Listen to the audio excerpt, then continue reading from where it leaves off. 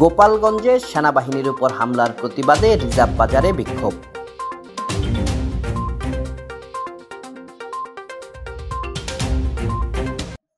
গোপালগঞ্জে দেশপ্রেমিক সেনাবাহিনীর উপর আওয়ামী সন্ত্রাসীদের হামলার প্রতিবাদে রাঙামাটি শহরের রিজার্ভ বাজারে বিক্ষোভ মিছিল ও প্রতিবাদ সভা অনুষ্ঠিত হয়েছে।